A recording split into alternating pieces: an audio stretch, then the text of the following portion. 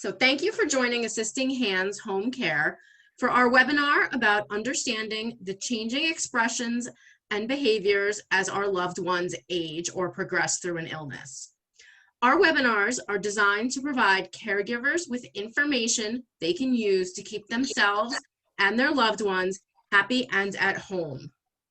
It is tough to accept our loved ones' behaviors and expressions change as they age and illness takes hold. So today, addressing the issue is Sheli Monacchio, Director of Life Care Resources at Princeton-based Van Dyck Law and founder of Caring Connections of New Jersey and Pennsylvania. That's a network of healthcare professionals that serve the aging community. Sheli is a certified dementia practitioner, certified Alzheimer's disease and dementia care trainer, and a certified Montessori dementia care professional. Since she is going to delve into how caregivers can cope with these changes.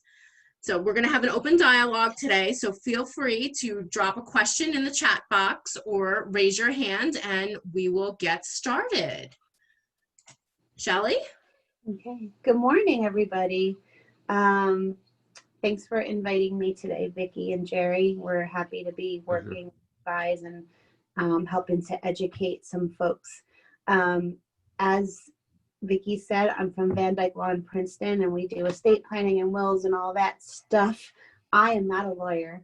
My job here is to work with the families in the community and provide education out there to professionals and the families who need it on many, many different topics.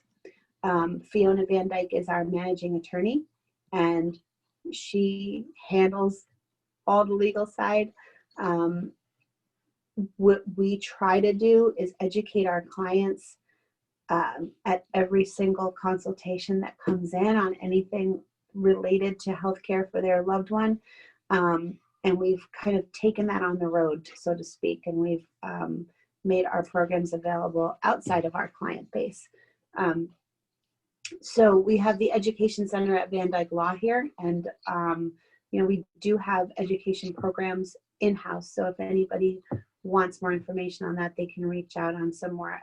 Everybody needs education, especially in these crazy times. When Vicki's talking about behaviors, we are trying to change that verbiage. I don't like the word behaviors. It sounds like a kid who's having a tantrum. And we'd really like to change the culture of how we describe these situations and call them expressions. Fiona and I took the Alzheimer's disease and dementia training course to teach the certified dementia practitioner class that we now offer. And through that class, they were saying, let's not call it behaviors. You know, when you think of a behavior, usually it's negative. You know, oh, they're having a behavior. Well, we want to kind of incorporate all of the expressions from our loved ones so we can address them properly and most effectively. And we're going to include the positive expressions in that because it helps balance our caregiving out, where we're just not focused on all the negative things that are happening, but also acknowledging when there's a good day and acknowledging when things are better for even a little while. So I want this to be an ongoing discussion between us all. So please feel free to jump in, Vicki and Deb and Jerry, if you want to share about clients and like some specific situations, and or if you want to relate to anything we're talking about today. So most frequently we hear of behaviors being negative: aggression, wandering, maybe communication issues.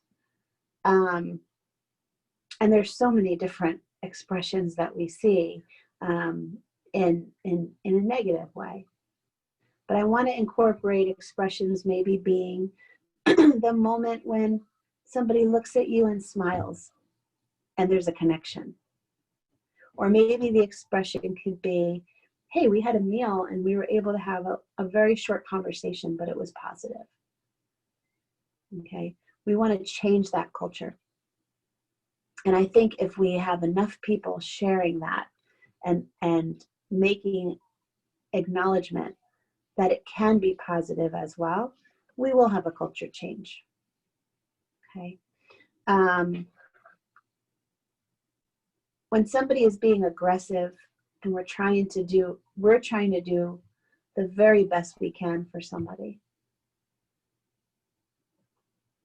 how does that make us feel as a caregiver? Does it maybe make you feel like you're not doing a good job? Many times that's what we hear from our clients. Somebody comes in and says, I don't understand why she gets mad at me. I get all her meals and I try to do everything that's best for her, and she doesn't even appreciate it. Well, I'm going to tell you, this disease is an entity all on its own. And all of these expressions are part of the disease. And it's not a personal attack, but it feels like a personal attack when we are so emotionally involved with somebody that we are providing physical care for them at home. Or if we go to visit them in a community, right? We haven't been able to see our loved ones in a community in months. And you go to visit and somebody's not very nice to you when they see you after all that time. How must that feel for that caregiver? We're hearing a lot of these stories. So let's go back to February, before COVID. A lot of these folks, caregivers, were ready to maybe start thinking about putting their mom or dad in a care facility, maybe their spouse. And they had a plan in place. They had home care in place. They had, okay, well, you know, we're going to give this another 60 days. And if it doesn't go well, maybe that's the time that we'll move to a care facility. And what happened? All of those plans came to a complete stop. In many cases, the care they were receiving at home from outside agencies stopped because maybe they weren't comfortable having an aide come in. So who became the primary caregiver in those situations was no longer that professional person coming in. It was a family member. And it was not in every situation. I know a lot of our clients still had their home care. Nothing changed.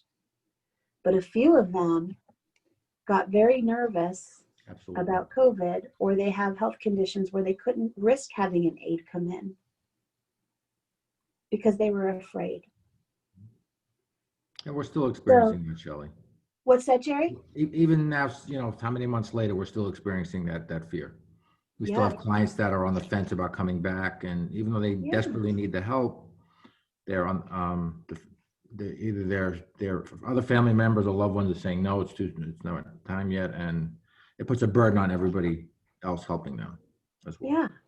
So and then, you know, what happens at that point, you know, when that dynamic changes, you know, is they decline, right? Our clients decline.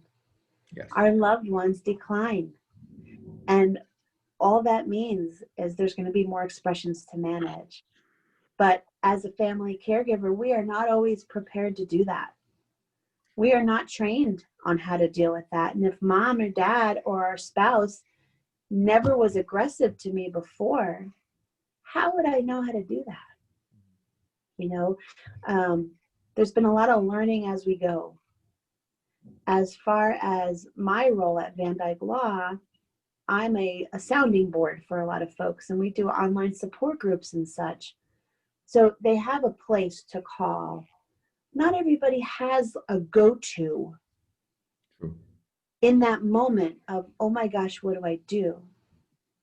So even some of the people who, you know, maybe didn't call us at first because they were figuring out and managing it, by the time they called us to say, I'm having a really hard time and I don't know how to manage this, they were already at a point where it was really hard to manage effectively.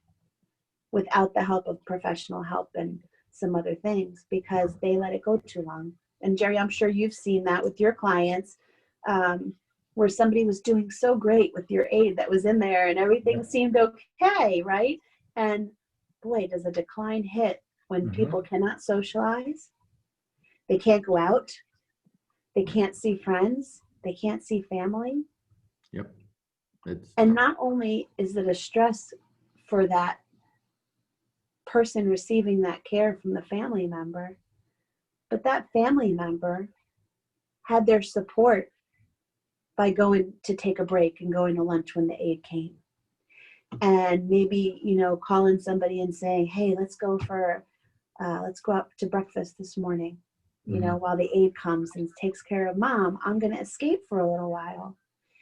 Well, that wasn't happening during COVID either. No. So there was a whole lot of self-care not happening for those caregivers. A lot of caregiver burnout for sure. Yes. A lot of caregiver burnout, a lot of resentment to family members of being put and other family members. We had one client who was very resentful of their siblings because they weren't helping the way that that person was. You know, I personally was a caregiver for my mom for many years, and she didn't have dementia. She had an illness, but her expressions changed due to mental illness. So it was I don't want to just lump this as just dementia, because there are people through this pandemic right now who are dealing with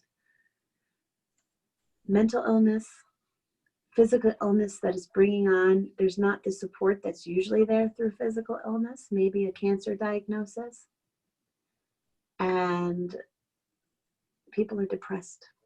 Yep. And it's coming out in ways outwardly and showing as expressions. Okay, people are depressed, people are angry. It's a very hard time right now to be a caregiver. It is. Not that it wasn't before, but with everything and all these changes going on, it's even harder. So where do they find support? You know, where do they find support? Thank goodness we're able in 2020 to have virtual platforms now where we can provide a support group to these folks. Imagine if this was 20 years ago that this pandemic happened and they didn't have the virtual platform for a support group, you know, or maybe a telehealth call. So, you know, this pandemic could not have happened at a better time with technology that we have, because we're able to provide education even like this. But that caregiver can call their doctor and maybe have that extra call, you know, if they need it. Maybe it's reaching out to family and just having somebody else to bounce stuff off of, you know. But these challenging expressions, then when they come up, not everybody knows how to deal with them. How many of you on the call here know of people that, you know, instead of joining a person with dementia when they're confused and validating what they're saying, correct them? You know, when's my mother coming home? Well, your mother passed away. That's not quite the response that's going to have the most effective outcome. Because that person who has dementia, who is waiting for their mother and thinks their mother's alive, is going to grieve every single time that you tell them they're not coming back. So it's very important for our caregivers to understand these expressions, why they happen, and how to address them so that the expressions don't turn more negative and maybe can take a positive turn with some redirection. Okay, so one of the things we always suggest is open-ended questions to a family member who's dealing with that.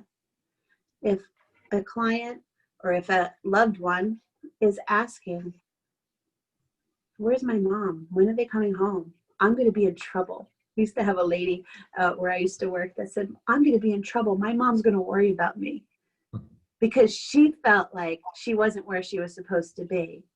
But her mind automatically went to, oh boy, if I'm not where I'm supposed to be, I'm going to be in big trouble. Right. And we used to tell her, don't worry, we're going to call her and we're going to make sure you're not in trouble. Her biggest worry was getting in trouble. Mm-hmm. And we took the worry away by addressing and validating her fear.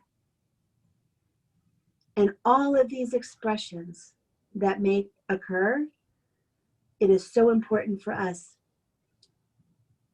to acknowledge where it's coming from so we can address it, redirect it to a more positive place. Okay, what are some examples of that, Jerry, that you see? I'm sorry? What are some examples of those expressions that we can actually redirect? You probably see many with your clients. The depression and the loneliness are the two biggest I've seen, especially if, Susie lives alone and is only getting a caregiver, a few hours a day. You could see when you go visit how lonely and withdrawn they are. Yeah. So what do you do? I'm not as involved as our caregivers are, but our caregivers are obviously trained to welcome, help them, comfort them more so. It's not just about the physical ADLs that they're providing for them. It's also the comfort that they can provide for them to make them feel more secure. And somebody who's feeling lonely and scared and just depressed, maybe it's finding out what brings them happiness and what brings them joy. And although maybe they can't see their family right now, maybe your caregivers can arrange a FaceTime call with a loved one so they can get that FaceTime with them. Maybe it's just a phone call. This is a generation that used the phone. It doesn't have to be a FaceTime. Yep. Together, call the daughter, call the niece. Yeah. So they can have we tend to overthink things sometimes and trying to find the right solution, where maybe in that moment where that loved one is feeling really depressed, maybe she just needs to talk to her daughter on the phone for a few minutes. Right. Yeah. And that may meet her need Mm-hmm. that she's expressing. And the point is, every time there's an expression of some sort, there's usually a need that's not met, or a need we can meet if we just dig a little deeper and kind of really get to know our loved one or our clients. Okay. When we have somebody who is aggressive, what feeling do you think is behind that aggression? It's usually fear. Okay. Or uneasiness, or maybe just extreme confusion in a moment, which could happen, or disorientation. Okay, if somebody was never aggressive before and they start being aggressive, there's a reason they're being aggressive. Many of our clients get aggressive when somebody's trying to shower them. Why? Why do you think that is? I don't know what that trigger is, Sheli, but I've seen that. There's a trigger there somewhere. I just don't know what it is. And the trigger is probably, think about the vulnerability of somebody who is not sure quite what's happening around them, but somebody's telling them to take off their clothes and get in the shower. Or maybe it's, well, why are you telling me I have to shower? Who are you to tell me I have to take a shower? Right. That's what we see a lot with family caregivers. You don't know what's best for me. I know what's best for me. Sometimes it's simply a control issue. Mm-hmm. But sometimes it's a fear issue too, of just, well, what happens if I go in that room? It doesn't feel very safe for me right now. I'm not sure what's happening. Maybe there needs to be some redirection and intervention before shower time. Maybe somebody's trying to shower somebody at a time they've never showered in their own life. Mm-hmm. If somebody is used to showering in the evening and you're trying to shower them at 7 a.m, might there be an expression that comes out that might not be positive? Probably. Yeah, we have one client that, you have to warm up the room, that she will not go in if she is always cold, and you have to just warm up the room. But you know her. Yes, we're used to her. You know Yes. her, Yes. you know that she has that need, and your aides are instructed to do that Right. Correct. because that's what's best for her. Mhm. You know, in care facilities, it's people are not just patient numbers anymore. You know, they are people with lifestyles that they're trying to continue somehow, even if it's something as little as, hey, she's used to showering in the morning, or she's used to showering in the evening.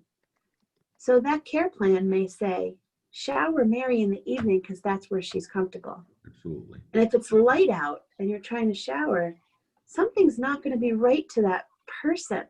Yep. This isn't my normal, this isn't what happens. This is uncomfortable and I'm not going. Yep. Okay. And maybe they can't even identify why they're uneasy about something that's about to happen. You know, feeding. Hey, Shelley, Yes.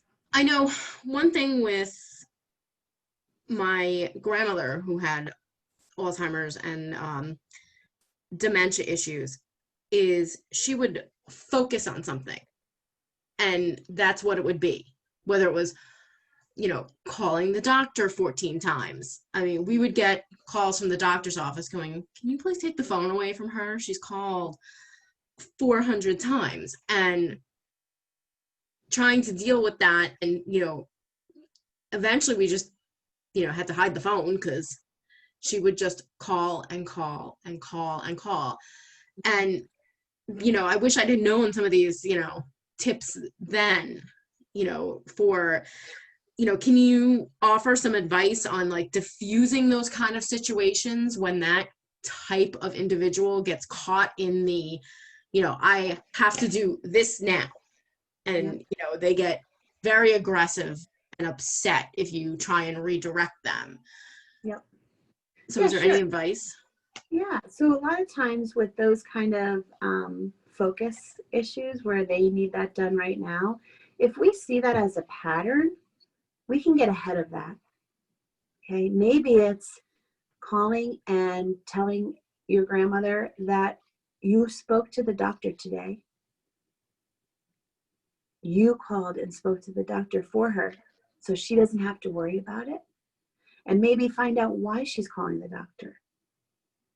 And maybe if you know this is an issue and she's calling them, sometimes having a conversation with the office ahead of time helps. To say, you know, she's a little worried about her flu shot. Let's just say, because it's flu season, right?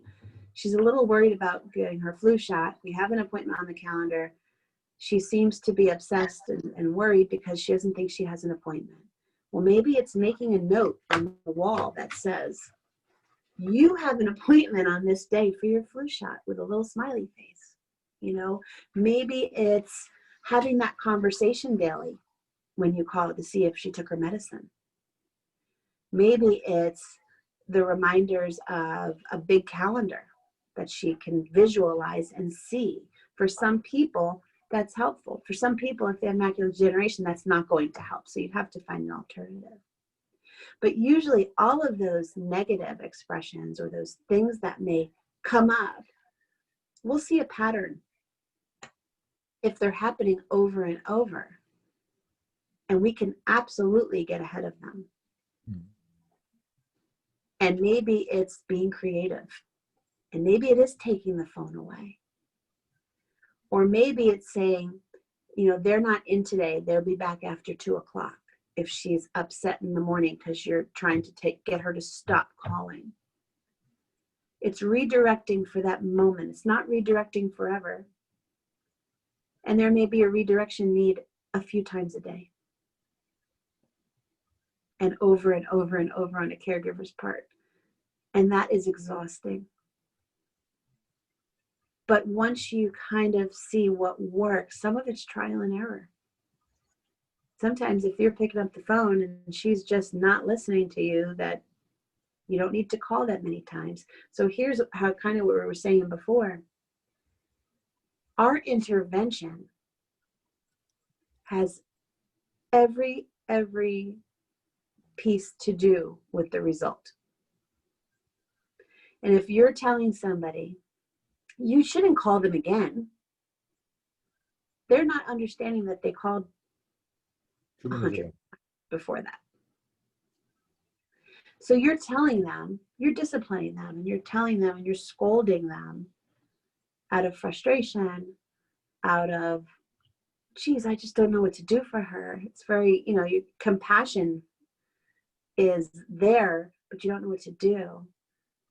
And sometimes it's a matter of pretending, putting yourself in that shoe that that person does not know she called that many times. So you have to address that as if it's the first time it's happening. And that's not easy to do as a caregiver. It's kind of when we talk about hearing the stories over and over again from our loved ones, right? And some of the kids don't quite understand why she's telling the story again. She's told us that story 50 times. She's told us about her health issue 20 times. They don't realize they did that. Right. So we have to be compassionate. If we can lead our caregiving with compassion, the face of the results will change. And when I say lead our caregiving with compassion, I'm talking about family caregivers, our professional caregivers, agencies, any job that you have at an agency. Have compassion for that family caregiver to educate, maybe over and over and over, and lend them support. And maybe it's making that extra nurse visit to the home if need be to kind of lend that support. Or bringing in a care manager to kind of, sometimes there's a social work care manager that can get involved and kind of help that family deal with that. I mean, I think some of the behaviors could be brought out. I know. Did you say the B? Expressions can be brought out. Yes.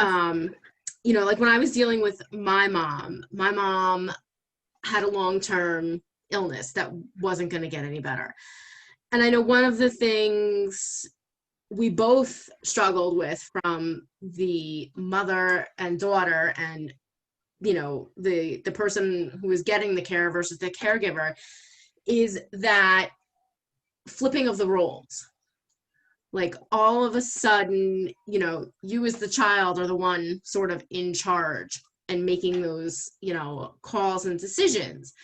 And, you were talking about, the resentment and, so it's all the puzzle pieces are sort of fitting together, so is there any advice you can offer to someone who is, in that situation where they are the caregiver and all the roles are suddenly reversed and upside down? Because that's a huge change when you realize that that's happening. To share about this, and Deb Halsey's on this call, and we have had this conversation many, many times.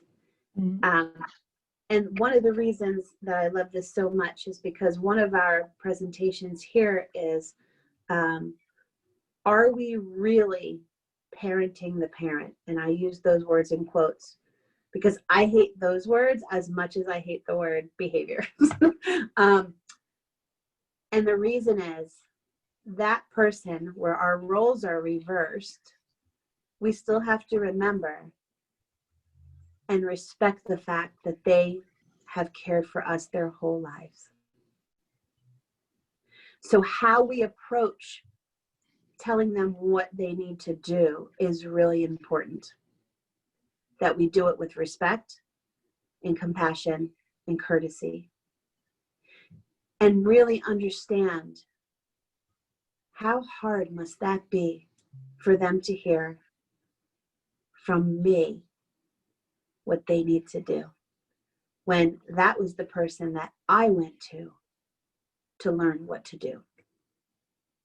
Deb, I would love your jump in on him here if you're willing to share, because Deb actually has a great part in her book about this, and I would love to have you join me, Deb, in this.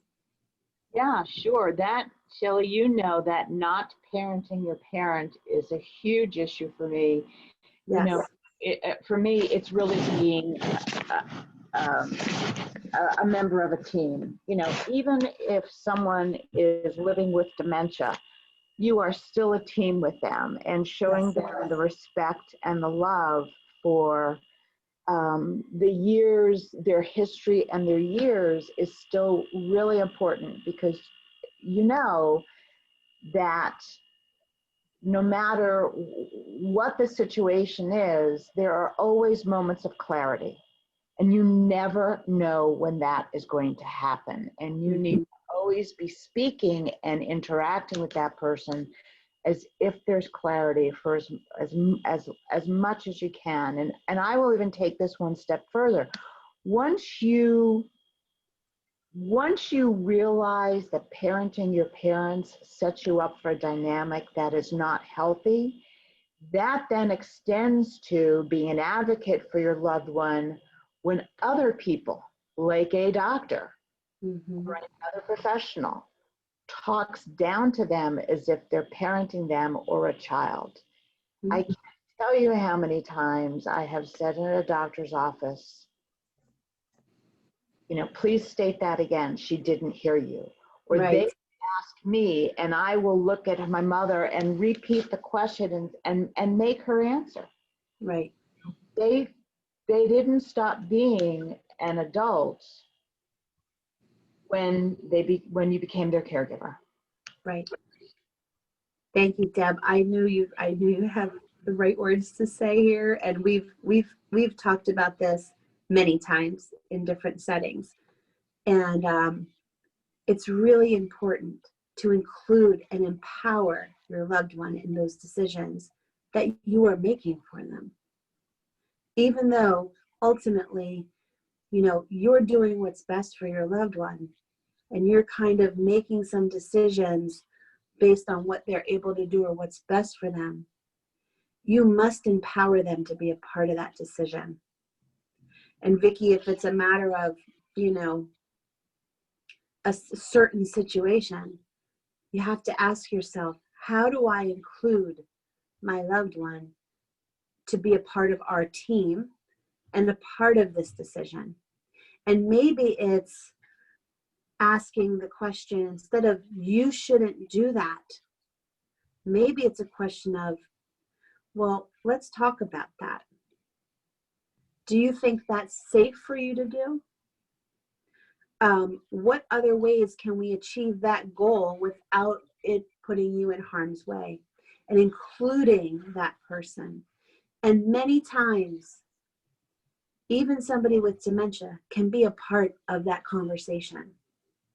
If it was your mom, Vicki, who did not have dementia, it's even more important to empower them. Because with a terminal illness, somebody is at a point where, you know, maybe they don't know what the right thing is.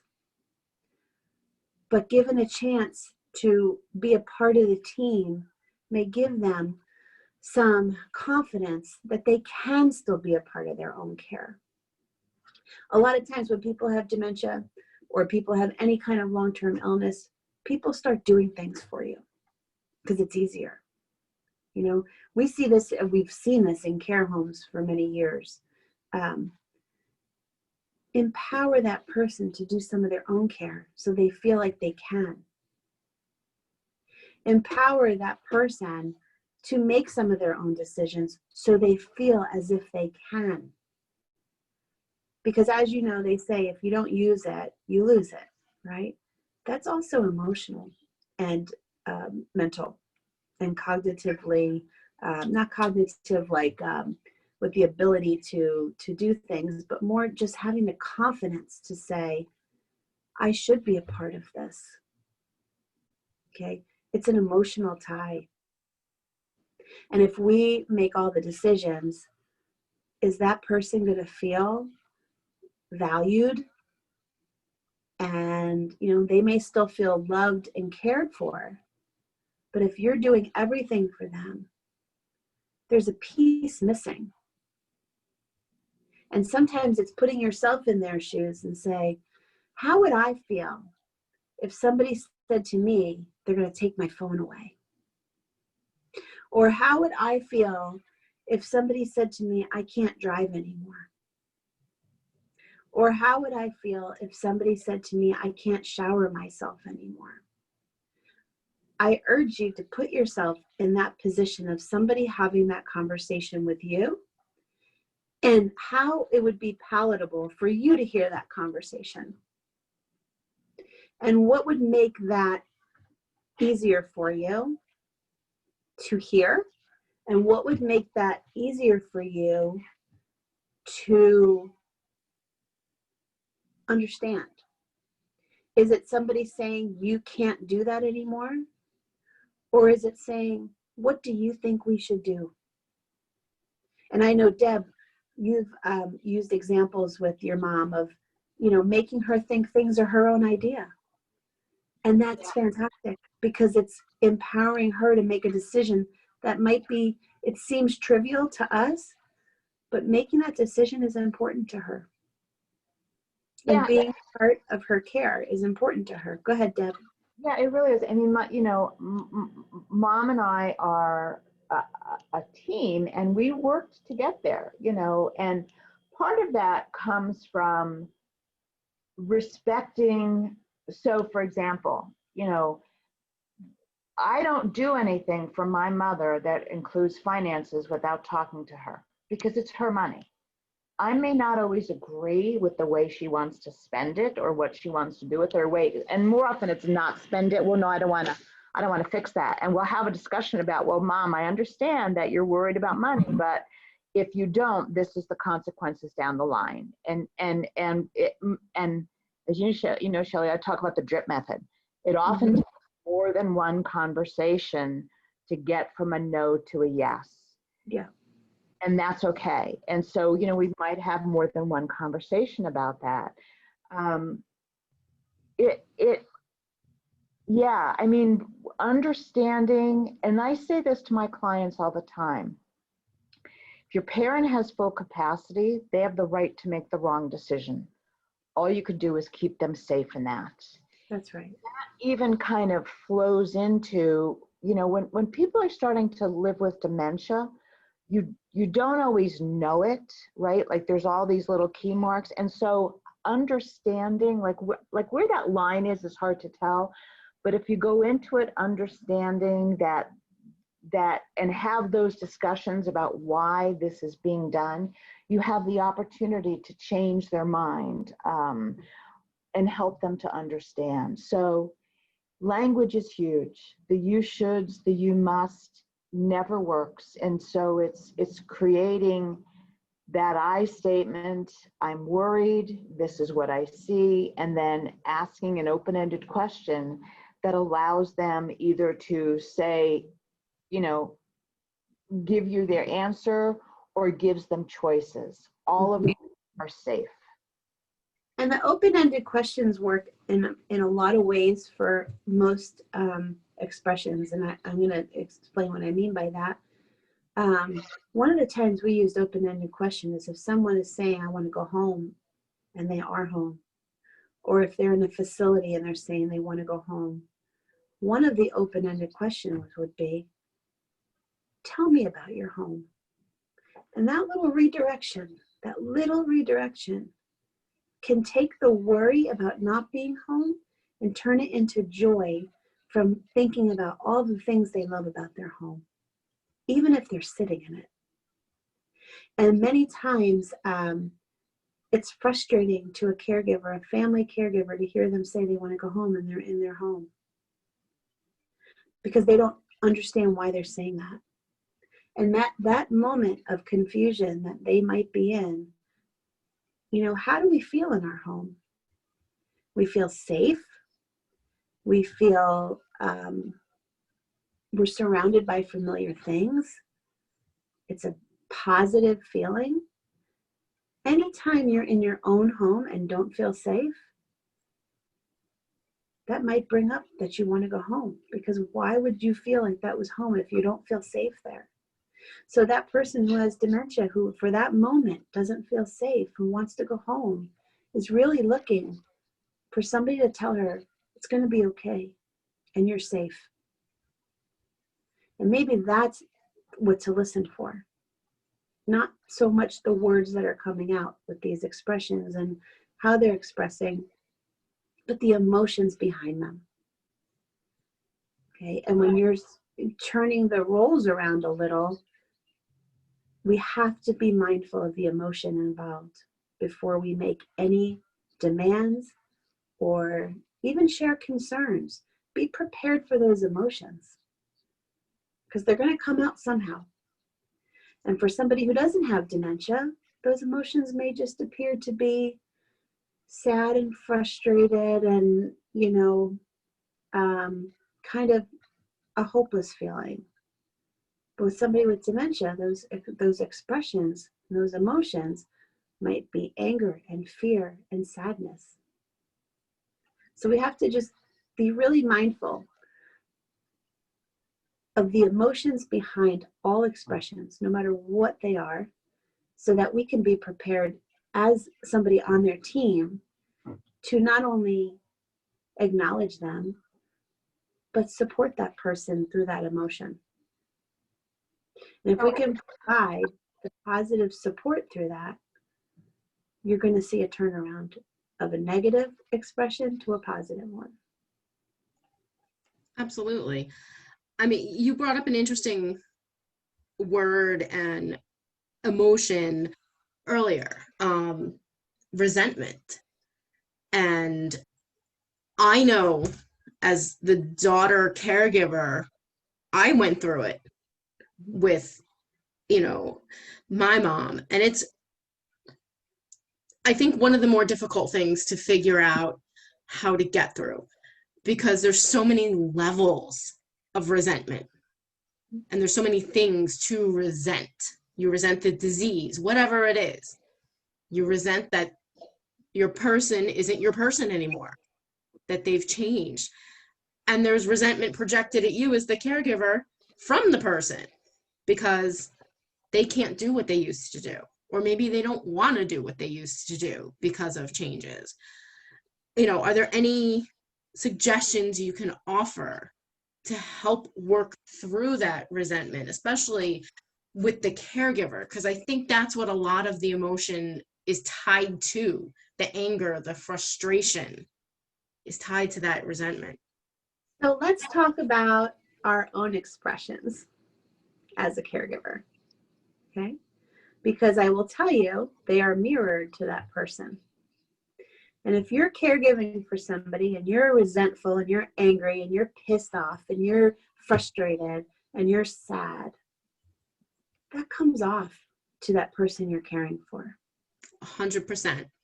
So it is really important for us to check that at the door, if possible. And it's not always possible.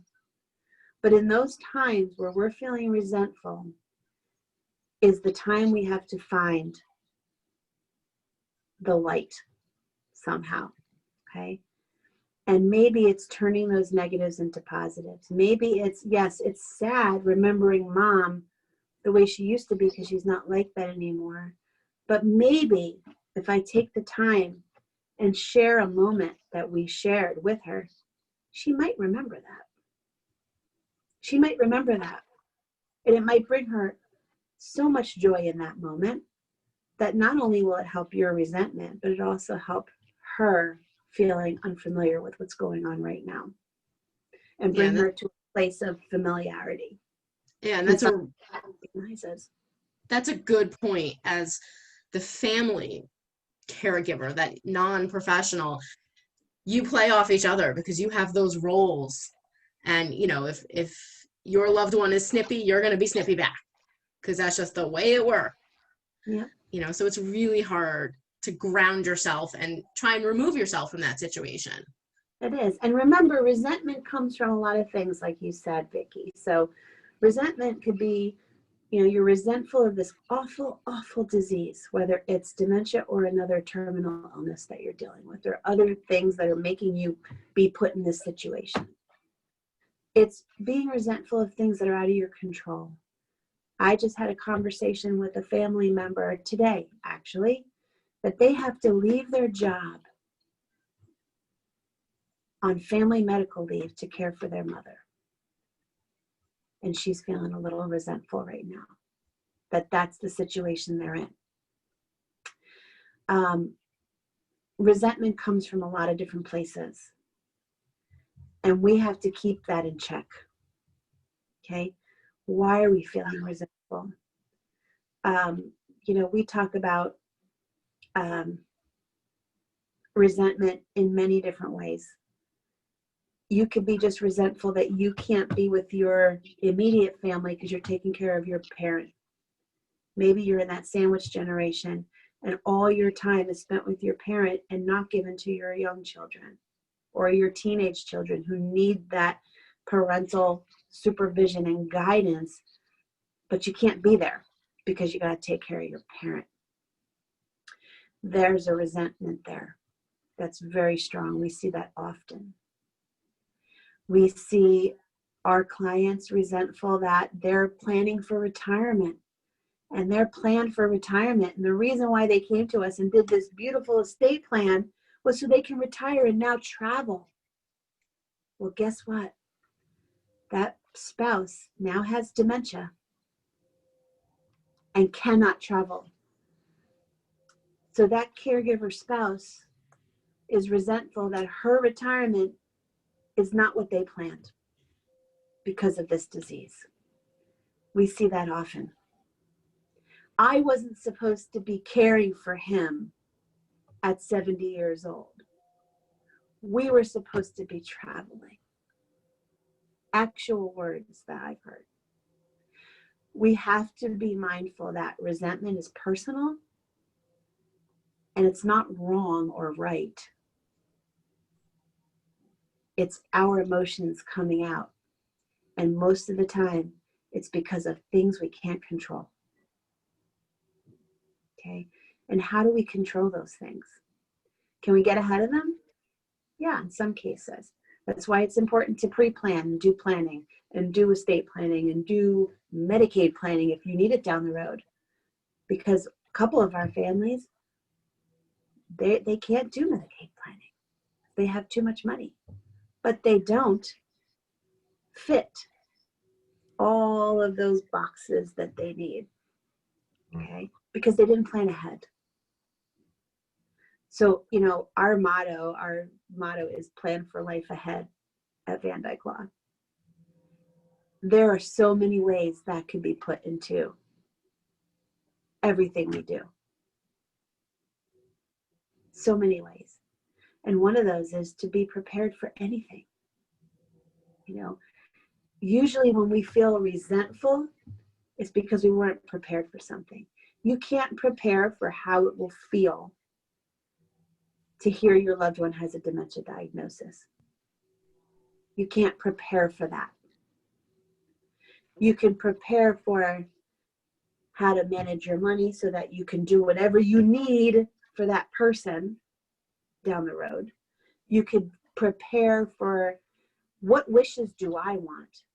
Especially, you dealt with caring for your mom. I did too. My mom died at 61 years old. And she never shared her wishes with us of what she wanted when it came time that she passed away. And my brother and I were left guessing and figuring it out.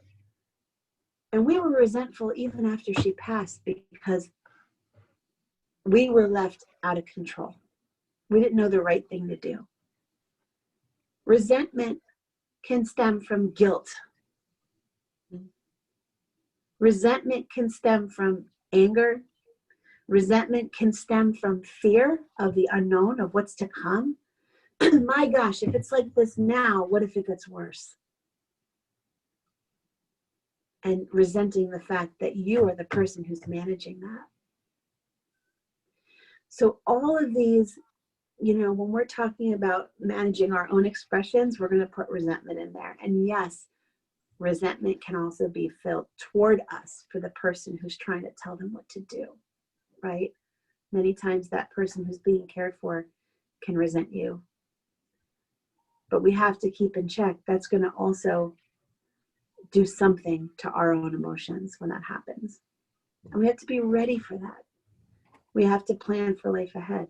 Maybe it's getting the education you need on how to deal with that.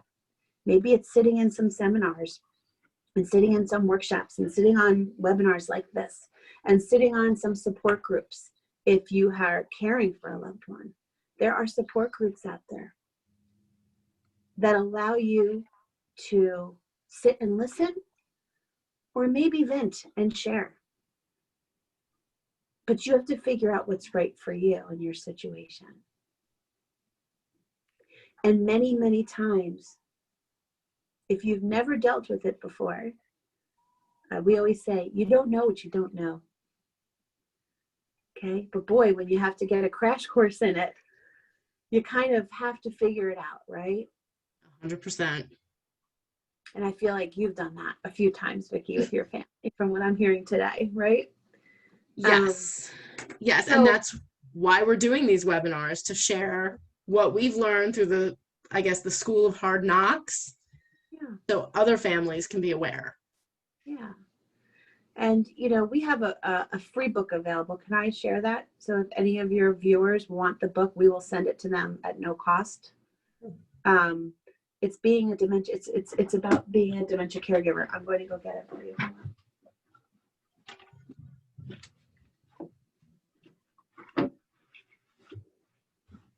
So sorry. Okay. So it's called You're Not Alone. And it is a book about living as an Alzheimer's caregiver. And if anybody would like this book, all they have to do is reach out to Vicki or reach out to me. And I will gladly send it to you, because it may help with just certain things like this. It talks about expressions. It talks about the challenges that you face as a caregiver of somebody with dementia. And it talks about the fact that there are millions of families in the same position as you who are dealing with this every single day. And there are ways to be proactive, to learn how to manage these expressions and to learn how to manage anything that's to come. But it starts with education. And it starts with willingness to learn as far as being the caregiver, because there's a lot of caregivers who, you know, they don't want to hear what somebody else is doing because it can't possibly be the same as what they're going through. Right. So we want you to be open-minded as a family caregiver and understand we deal with clients who are dealing with the same things you are every single day. And yeah, maybe the situations are different, but all these emotions that we were talking about today are the same. Exactly. And If it's somebody's realizing, angry about this situation, but this person's angry about this situation, you will relate to the anger you're feeling with somebody else, even if the situation's different. yeah, and you are not alone on the little island. There are, You're not alone. resources out there. And I know that's a struggle for a lot of caregivers because they're in the silo and they, or they're in the weeds, to use that expression, and you can't see over it. And, there are resources available, and, I know I'm happy to connect you with anybody. Sheli is, a fantastic resource. If she doesn't know the answer, I know she knows where to go to get the right answer. Yeah. So, unless anybody else has anything to add, I think this is a fantastic place to wrap up this webinar. Thank you so much for attending, and thank you, Sheli, for sharing your wisdom and years of experience. We greatly appreciate it. Thank you for asking me to join you today. It was great. Thank you, Sheli. Thank you. Thank you so very, very much. Thank you, Deb. Thank you, Deb. It was great. Thank you. Thank you. Bye-bye. You're Bye. very welcome. Thank you.